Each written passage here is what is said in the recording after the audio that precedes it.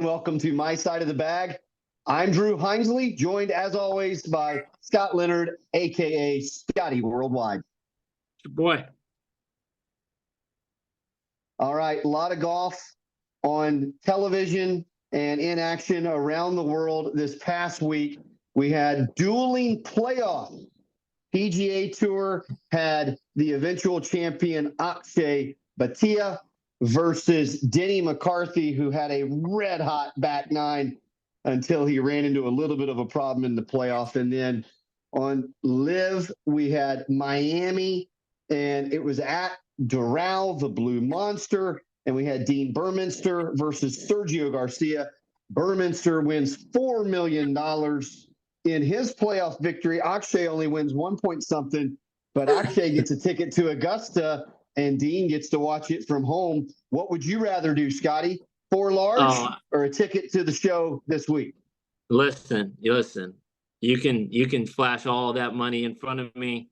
I'm taking that trip, that exit right off Washington and up Magnolia Lane to play in the Masters. I think Akshay was the big winner there over his LIV counterpart winning in the playoff.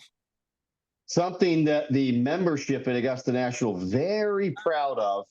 Akshay, the first drive, chip, and putt participant to be a Masters participant. And they are hoping, I'm not sure I'm going to put Akshay in the Butler cabin on Sunday night just yet, but their dream is to have a drive, chip, and putt participant win either the Augusta National Women's Amateur, which now is a possibility, or the Masters. And I think that would be a really fun story. Again, not sure it's going to happen in 2024, but just having one player in the field, having that already on their resume, and having just a touch of familiarity with Augusta is a great storyline and really fun for his whole family to return there, this time with a tee time in the big tournament. Yeah, no doubt. Super excited for Akshay. I've been a fan for a long time, ever since our boy Will Davidson worked for him. He's kind of always done the right thing. He's really good on social media, his YouTube, and someone just like, if you like golf and you like a behind the scenes, he's great at showing you everything, and just someone that's kind of hard not to root for. It's his long putter and his really, tight pants out there, and his Grayson, and he's got a really cool golf swing, and just someone that's just cool and fun and got the glasses, and he's got a cool little vibe to him. Well, and like me, he's left-handed, so we're in our right minds out there, unlike the rest of you righties.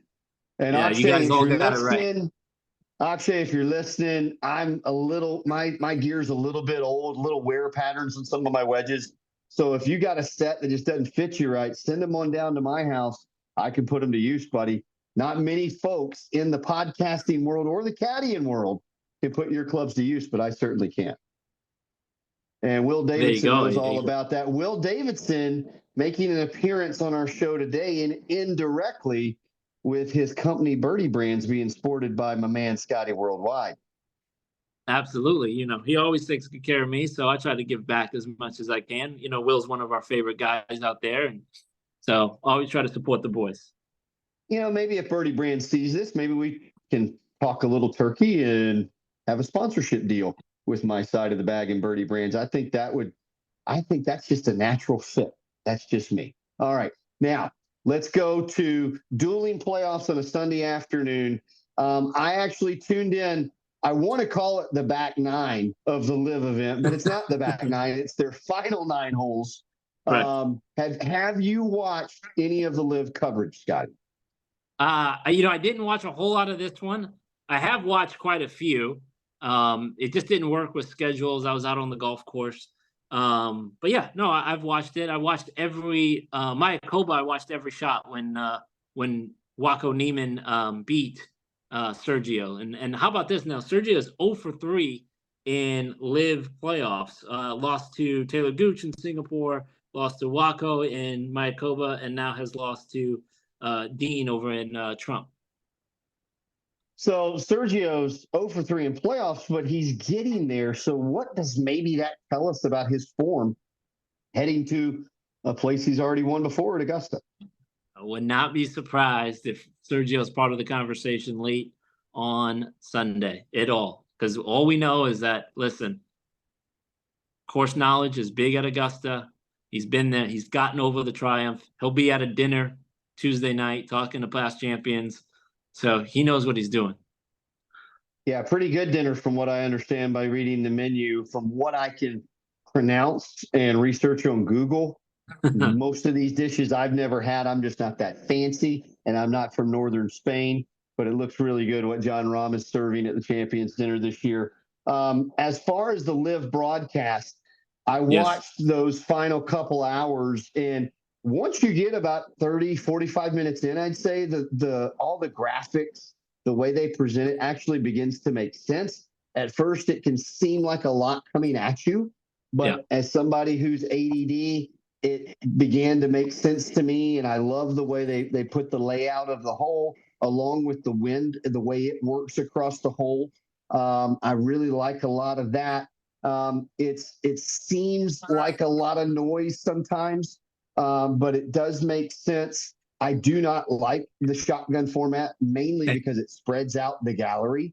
They don't really know where to be other than just following the marquee players. It didn't seem like there was a lot of energy on the ground. It seemed like all the energy was manufactured in the production.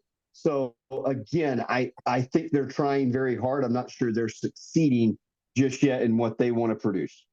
Yeah, just to rephrase on that, the coverage that I have seen, I love it because I love watching just the golf shots.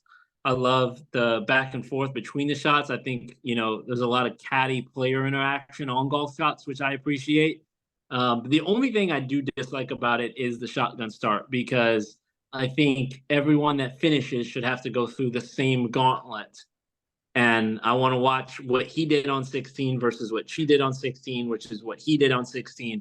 And I think that's a more compelling finish for anyone that watches the final couple. I mean, back to the PGA Tour and Akshay and Denny McCarthy, like the fact that we got to see McCarthy go down that stretch of, by the way, really hard holes and him get really hot, I think was a more compelling to watch the finish versus LIV, where I'm just watching golf shots. Well, and they did show a lot more shots, but I felt like I saw way more Kieran Vincent than I needed to. He wasn't a factor. He was on the winning team, and I guess that's why they kept showing him. But I felt like we could have seen the leaders a bit more. We could have seen in 2 hours of coverage, I did not see Dustin, Brooks, Phil, Bryson, some of the higher paid guys, some of the bigger name guys, all major champions. Yeah, I mean, didn't see them hit a shot. Well, I saw Kieran Vincent hit a half dozen. That didn't make sense to me. And even Wolf, who finished third, we didn't see all his shots coming down the stretch. So, right. Well, maybe it was because that shirt was so bright, that neon pink that he was wearing, that the iris and the cameras just couldn't quite make sense of how to program themselves to put him on TV. That was some bright stuff he was wearing out there. That looks like something you would wear, Drew. I have gone into this black phase. I'm in a goth phase of my life, and I'm definitely not wearing neon pink on the golf course anymore. And if I do, my boss, who's actually sitting off screen listening to me right now, might not be my boss anymore. He might be looking for a replacement. Might be asking Scotty Worldwide to fly in and pick up the bag real quick. Well, listen, right, back to the PGA finish. All right. Yeah. So one of the things that just grinds my gears about professional tennis is calling a timeout in the middle of a match for your trainer to come work on you, to go to the restroom. And we had that happen for the first time in my memory. I have never in all my years seen a guy call a timeout in the middle of a playoff, and then the physio comes out and tells the PGA rules official, I'm going to take him out of sight so I can do whatever work on him. Obviously, he was going to remove his shirt, and they didn't want, that bird chest to be seen by fans the world over, and I understand that. He probably just looks like, he's got a hanger for shoulders. He's so thin. But man, I have never seen anybody call a timeout in the middle of the playoff, and especially right after Denny McCarthy rinses one on his third shot. And now Denny's got to stand there and deal with the timeout and the mental anguish of just letting all this go. What were your thoughts? Very similar. I think you hit the nail on the head. I've never seen it before. I've obviously I've seen people get worked on and get treatment as they're playing. Go back to Scotty Scheffler at the Players with his neck injury, but I've never seen it to where the guy had to remove himself to the point where we had to basically wait on him to do stuff, right? Like obviously Scotty's and players I've seen, it's all been like, hey, the other guys will hit their second or hit their tee shot first while he gets. I've never seen it to the point where he gets actually goes to an area where he can't hit a shot and is away from coverage. So I don't know. Obviously, his celebration after he made that putt on 18 in regulation did cause whatever happened to his shoulder. But yeah, it seemed a little weak to me, the fact that like this was had to happen and this did happen. Like I think you kind of have to stay in there and stay in the fire of the moment. And to your point, it really kind of iced Denny, hit that one in the water, and then he's just got to sit there and wait. And like, what's the number one thing? And anytime a player hits a bad shot, right? They don't want to wait. They want to keep going, right? And so I think that definitely kind of seemed like a little weak move, but at the end of the day, his shoulder is fine and he's on his way to Augusta. So I think a lot to do about nothing. All right, so we both watched a little bit of LIV. We both watched a little bit of PGA. What was the better show this weekend? PGA Tour. Why? It was just more compelling. What Denny McCarthy was doing, like unbelievable to watch that, the heater he was on. And again, what did they both those guys cleared the field by 9 shots? I think 9, right? 8 shots. 8 shots. Okay. So I mean, to me, watching these two maybe guys 9. Rory was at 11, they were at 20. So 9. Yeah, just to elevate themselves. And by the way, a really good field with guys like Rory and Spieth in the field, and to watch them just kind of run away from the field. And I thought this thing was over on the last hour and a half, and then to see the run that he went on, McCarthy, that is unbelievable. LIV was a good product, but I don't know. I don't know how excited I was to watch it. I mean, the playoff was cool, but it didn't seem like they elevated the sport at all by the coverage. It just saw a lot of cool golf shots. And see, I would argue a lot of Americans would have really enjoyed seeing Sergio 3-putt the final hole and lose a 3rd straight playoff. That was very compelling for a lot of American golf fans who have watched Sergio break their heart in the Ryder Cup. Fair enough. Fair enough. All right, final thoughts on this LIV PGA Sunday playoff battle. Just give a shout out to Ryan Jamieson, who was on the bag for Akshay Bhatia, first week working together, and now he's booking a trip.